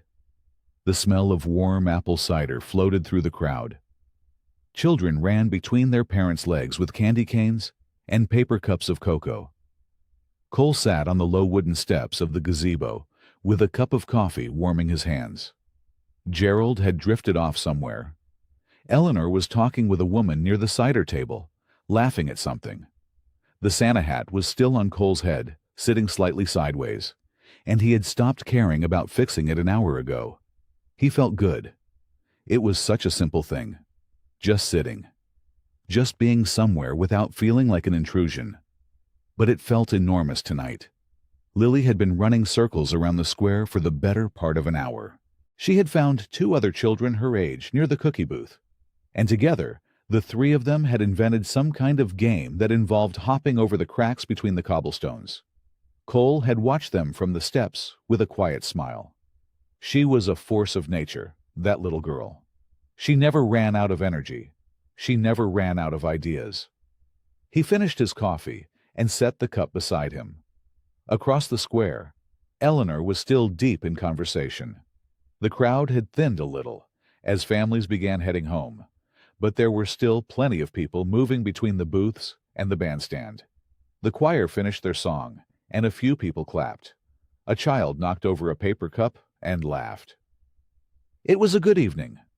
Lily had drifted toward the far edge of the square where the booths ended and the side street began. She was not thinking about drifting. She was thinking about the dog. It had appeared from somewhere near the last booth, a small tan-colored thing with floppy ears and a tail that moved like it had its own opinion about everything. It was not wearing a collar. It looked young and soft and very pleased with itself.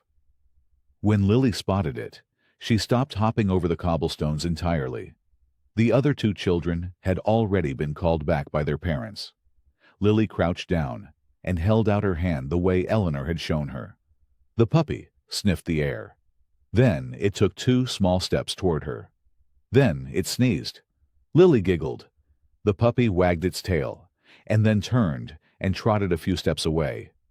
It looked back at her over its shoulder. Then it trotted a little farther. Lily followed. She was not trying to leave the festival. She was just following the puppy. There was a difference. At least, that was how it felt to her. The puppy moved along the side street, nose low, tail swinging, and Lily moved right along with it, watching its tiny legs and laughing softly each time it sneezed again in the cold air. The lights of the square faded behind her slowly. She did not notice. The puppy rounded a corner near the edge of the park, where the big oak trees grew close together. It was darker there. The festival sounds became muffled, replaced by the quiet rustling of branches overhead and the distant echo of the choir. Still, Lily followed. Back at the square, Eleanor said her goodbyes to the woman near the cider table and turned to find her granddaughter. She scanned the cobblestones near the cookie booth. Nothing. She looked toward the gazebo steps where Cole was sitting. She looked near the bandstand. She turned a full, slow circle with her eyes moving carefully over every face, every small figure. Her stomach dropped. Cole. Her voice was sharp, sharper than she intended. He was on his feet before she even said another word. He saw her face and knew. Where's Lily? Eleanor was already moving. She was right here, she said. She was just right here. The search began. Cole did not wait for anyone to organize him. He grabbed his flashlight from the motorcycle saddlebag and started moving. The side streets near the square were the first places he checked. He swept the beam along fences and hedges, calling her name in a low, steady voice. Not too loud. He did not want to scare her if she was nearby. Lily was brave, but she was still 4 years old, and a dark street was different from a warm garage. Lily, hey Lily girl, it's Cole. Nothing. He moved faster. By the time he reached the edge of the park, Sheriff Bennett had already radioed for backup and split the volunteers into groups. Flashlight beams were cutting through the dark between the trees. Eleanor was at the center of the square, her face pale and tight, answering questions from a deputy. Cole could see her hands shaking from 20 feet away. He did not go back to check in. There was no time for that. He kept moving. The park gave way to a narrow stretch of woods behind the old water tower. It was not a large forest, but it was dark and full of uneven ground and low branches, and places a small child could stumble and disappear behind. Cole pushed into the trees without hesitating. The cold hit harder under the branches. The frost made the dead leaves crunch under his boots with every step. He moved the flashlight slowly, checking left and right, ducking under limbs, stepping over roots. "Lily!" An owl answered from somewhere high up. He moved deeper. His knees were complaining by the time he reached the creek bed. It was mostly dry this time of year, but the rocks were slick, and the ground dropped away sharply on the far side.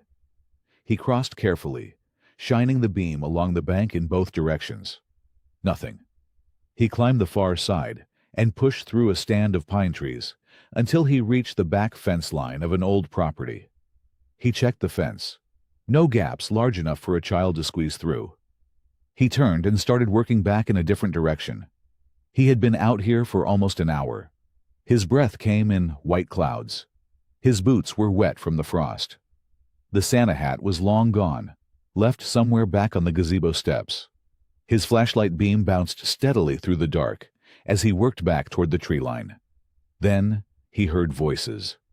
Not Lily. Adults. 2 men standing near the gravel path that ran along the edge of the park. They were talking in low tones, their own flashlights pointed at the ground between them. Cole slowed as he approached. He recognized one of the voices. It belonged to a man he had seen at the festival, someone who had clapped during Eleanor's speech just a few hours earlier. He was not clapping now. "I am just saying what other people are thinking," the man said quietly. "Nobody knew where he came from. Nobody really knows him."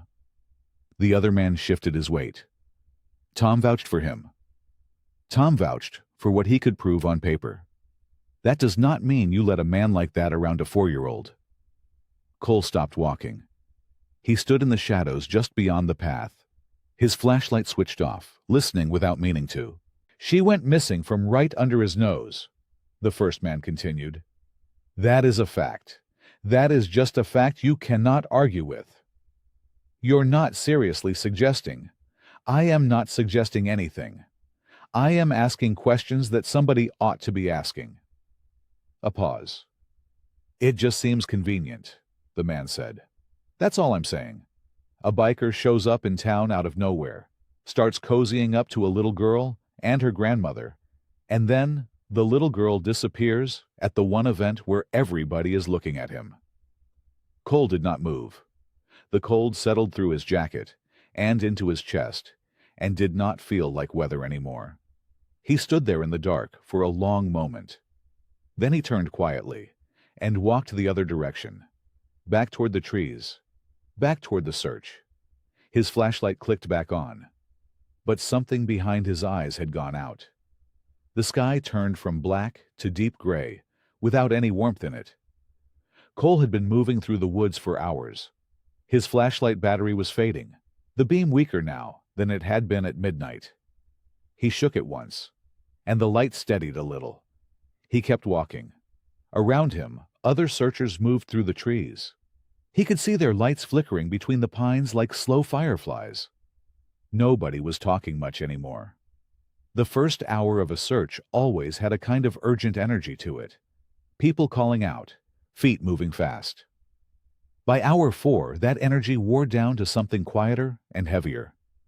People still moved. They just moved differently. Cole knew that feeling.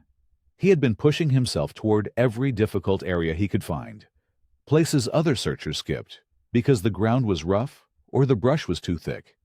He figured if Lily had followed a puppy, she would not have followed it down an easy path. She would have gone wherever the puppy went, which meant she had probably gone somewhere inconvenient. He crossed the creek bed again and followed it north this time, away from the direction he had already checked. The beam swept across rocks and frozen mud. The cold was deep now, the kind that settled into your joints and made your hands stiff around the flashlight. He called her name every 30 seconds or so. "Lily, hey, it is Cole. You can holler if you hear me, sweetheart." Nothing came back but the creak of bare branches. He pushed through a stand of brush and came out into a small clearing. At the far edge, half hidden behind a cluster of overgrown pine trees, was an old structure. It was small and low, barely larger than a garden shed. The wood was dark with age, and one corner of the roof had sagged in, but the walls were standing. An old hunting shelter, the kind that families used to build on the edges of their property decades ago, and then forget about. Cole stopped. He switched off his flashlight. He listened. From inside the shelter came the faintest sound. It was soft and quick, and it could have been anything. Wind through a gap in the boards, an animal settling in the dry leaves inside. Or it could have been breathing. He crossed the clearing in about 8 steps and crouched in front of the low door. The wood had swelled and warped over the years, and the door sat crooked in its frame. He pulled it open gently.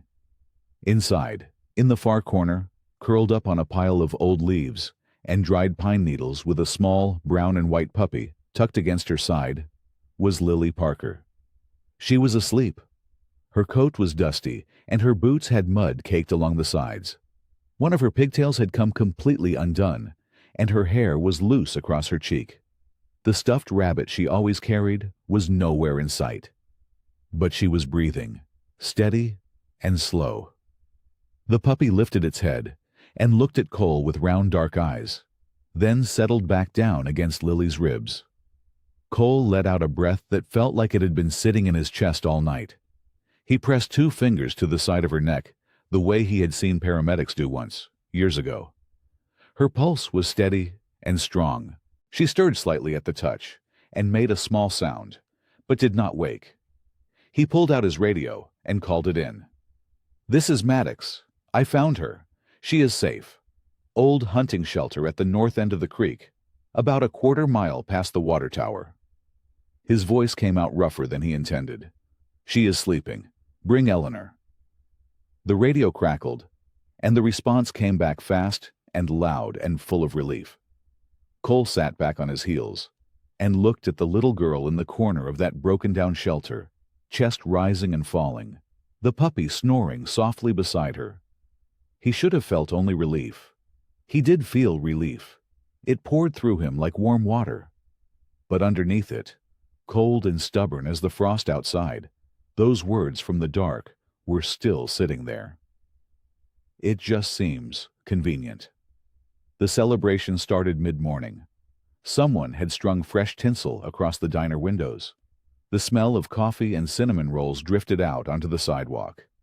People stopped each other on the street, shaking hands and hugging, still riding the wave of relief from the night before. Lily was safe. The whole town felt lighter because of it. Cole watched it from the window above the garage. He stood there for a long moment, still wearing the same clothes from the search. He had not slept. His eyes felt dry, and his shoulders ached from hours of pushing through rough terrain in the dark. Below him, through the glass, he could see 2 women from the church committee walking past arm in arm, smiling. A man he recognized from the hardware store waved to someone across the street. Children ran along the sidewalk like the world had been given back to them. He turned away from the window. There was a stack of flattened cardboard boxes leaning against the wall behind his workbench. He had ordered them 2 weeks ago, back before the festival, back when he had still been going back and forth in his own mind. He had told himself at the time that he was just being practical, just thinking ahead, just being smart. He picked up the first one and folded it into shape. He worked quietly and steadily, the way he always worked. No rushing, no drama, just hands moving through a familiar task, one thing at a time. He pulled his small collection of books from the shelf above the cot and stacked them in the box. He took down the framed map of highway routes he had tacked to the wall years ago. He lifted the old tin coffee can from the windowsill, where he kept loose change, and set it in the box beside the books. The apartment above the garage did not take long. There was not much to it. He had never accumulated much. A person who had spent his whole life moving from place to place did not tend to fill rooms up with things. He had learned early that the more you owned, the more you had to carry. The more you carried, the harder it was to go when going became necessary. And it had become necessary. He told himself that clearly, plainly, the way he would tell it to someone else. It was time to go. He had known it the moment he heard those voices in the dark last night. The voices that came quick and low between neighbors who thought no one was listening. He had heard that tone before. He recognized it from a long way off, the way you recognize the smell of rain before it arrives. People could clap for him at a festival on a sunny afternoon. That was easy. That cost nothing. But the moment something went wrong, the moment fear showed up, the first face that came to mind as a problem was his. That was not something that was going to change. He had been foolish to think otherwise.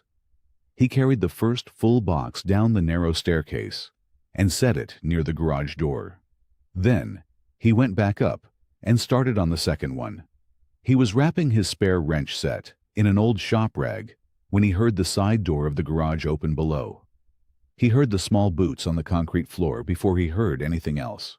Quick and light, the way she always walked, like she was in a hurry to get to the good part of something. Then her voice came up through the floorboards. "Cole?" He closed his eyes for just a second.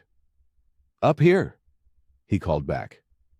Her feet hit the bottom of the staircase, and then she was at the top, standing in the doorway of his apartment with her coat still buttoned and her hair pulled back in one neat braid.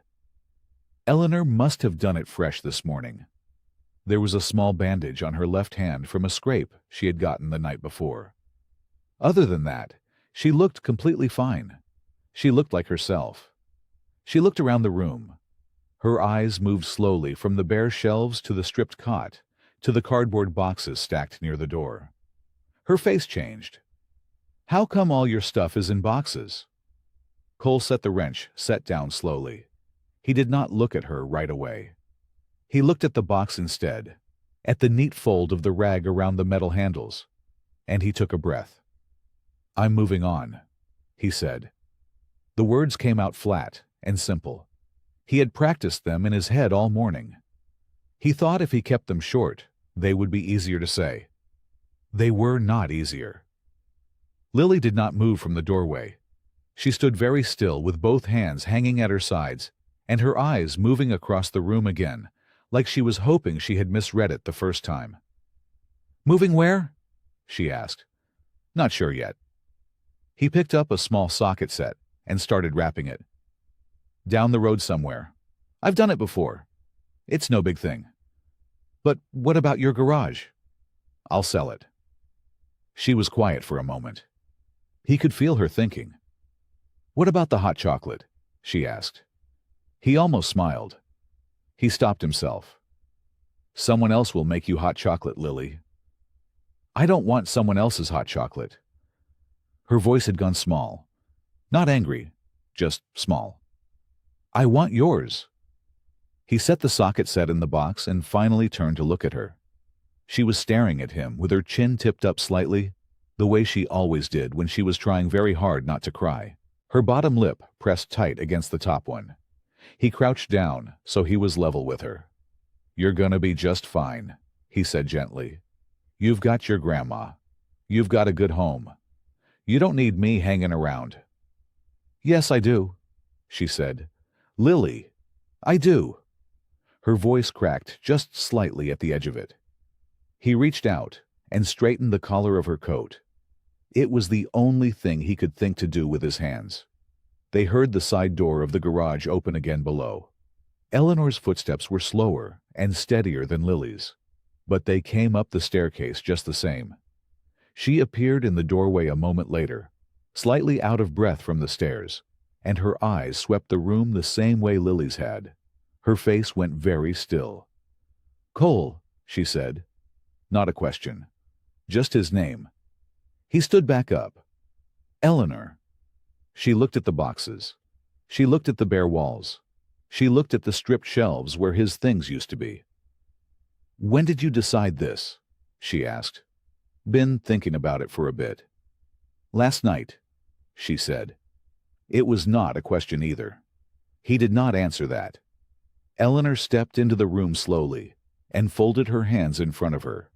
She looked at him the way she sometimes looked at Lily when Lily was being stubborn about something important. patient, steady, not giving an inch. "Those things people said last night," she began. "I'm not leaving because of what people said. Cole, I'm leaving because it's the right call."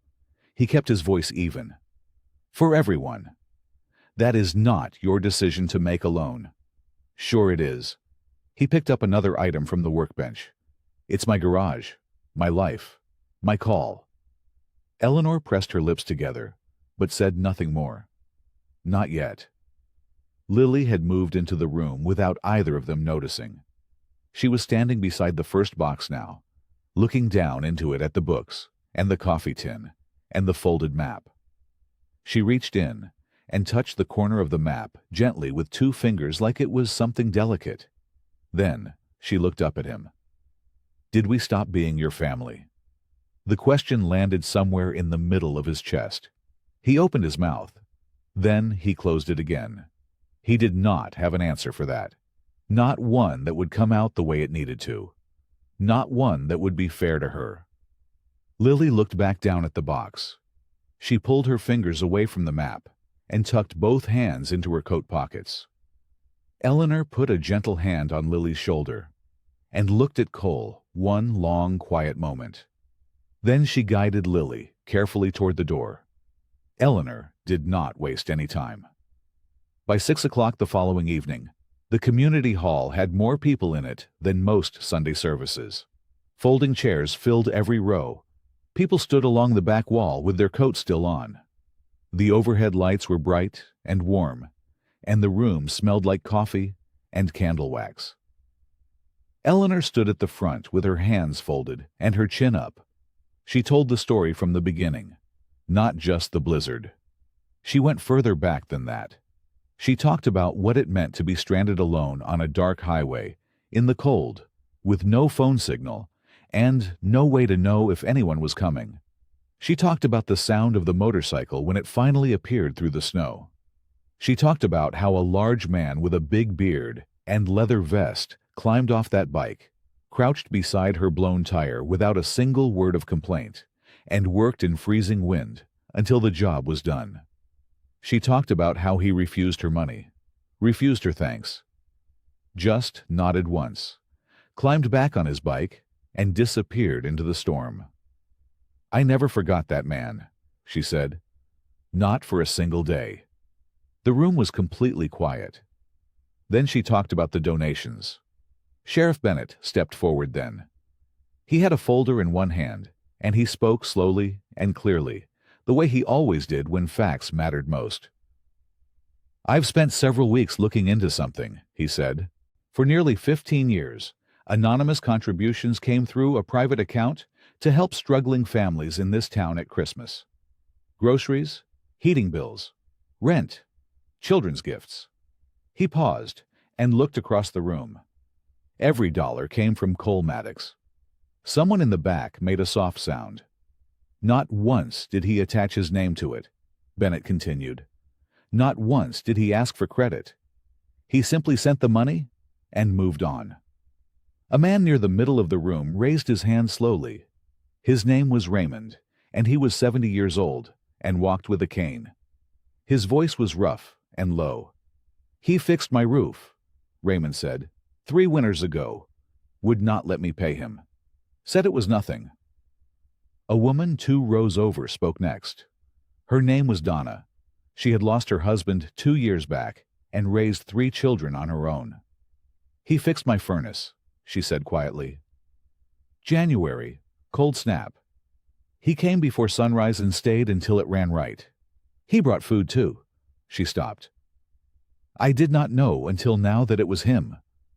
A teenager near the side wall shifted his weight and looked at the floor. His name was Marcus. He cleared his throat. "He got me my first job," he said. "Talked to the auto shop owner on Route 9. I didn't know who set it up. I just know someone did." One by one the voices came forward. An elderly couple whose back porch had been rebuilt quietly one weekend while they were at church. A veteran named Harold, who had struggled badly the winter before last, and found a box of supplies on his doorstep every single week for 4 months. A young mother who had found her car repaired and her tires replaced one morning without explanation. Martha Simmons sat in the third row with her hands in her lap. She had not spoken once. Her face was not hard anymore. It was something closer to ashamed. By the time the last person finished speaking, the room was still again. Sheriff Bennett closed his folder. "I also want to be clear," he said.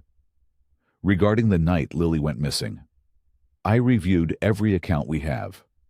Cole Maddox was covering the most dangerous search areas all through that night. He was the last person still out there." He let that sit. There was never a single piece of evidence pointing toward him. Not one. Eleanor looked out across the room. "This man has been caring for this town for years," she said, "and we never once cared enough to look." Cole did not know about the meeting. He spent that evening sitting in his half-empty apartment, eating a sandwich over the sink. The garage below was quiet. Most of the boxes were stacked by the door. He had called a real estate contact in the afternoon and left a message about a possible sale. He went to bed early. The next morning he came downstairs just after 8 to finish packing the last of the workshop shelves. He unlocked the side door, pushed it open, and stopped. The street outside was full of people. Not a few people, not a small gathering. Dozens of people stood in the cold morning air with their breath making small clouds above their heads. They lined both sides of the driveway all the way to the road. Cole stood in the doorway and did not move. Stretched across the full front of his garage, tied between two wooden posts someone had set into the ground, was a wide white banner with big, hand-painted blue letters. "Welcome home, Cole." He stared at it. No one spoke yet. They just stood there. All these people he had helped quietly for years without ever expecting anything back. Raymond with his cane. Donna with her children beside her. Marcus with his hands in his jacket pockets. Harold the veteran, standing straight and tall. The elderly couple from the church, arm in arm. Sheriff Bennett stood near the front with his hat in his hands. Eleanor stood right in the middle of all of them. And then, a small figure broke from the crowd at a full run with her stuffed rabbit swinging from one hand. Lily hit him somewhere around the middle and wrapped both arms around him as tight as she could. He caught her. Both arms went around her before he even thought about it. He held on. She pushed something into his hand. He looked down. It was a drawing. A framed drawing. He recognized the original picture immediately. Cole and Lily and Eleanor standing together in front of the garage. But the picture had been redrawn. The family in it was much larger now. The garage stood in the background, and around it stood dozens of small figures filling the page from edge to edge. Every person she could think to draw. All of them together. He turned it over with one hand. On the back, in the same shaky, careful handwriting he had memorized weeks ago, were 7 words. "Now, you don't have to be lonely anymore." Cole's throat closed. He had taken hard falls on highways. He had slept in cold places. He had sat in waiting rooms in foster homes and said goodbye to more people than he could count, without anyone looking back. He had built a life out of useful things and kept his heart behind a door he figured was rusted shut for good. He stood there in the cold, with this little girl in his arms, and a drawing in his hand, and an entire town standing in his driveway. And the door came open. His eyes filled. He did not try to stop it. A tear moved down through his beard, and he did not wipe it away. His chest shook once, and he pressed his face down against the top of Lily's head and breathed. Eleanor stepped forward and put her hand on his arm. He looked up at her. He could not find any words. She smiled at him. "You're home," she said simply. He nodded once. His voice did not come yet, but he nodded. And for the first time in 45 years, Cole Maddox believed it. I hope you like the story. Please share what's your favorite part of the story and where in the world you are watching from. Have a wonderful day.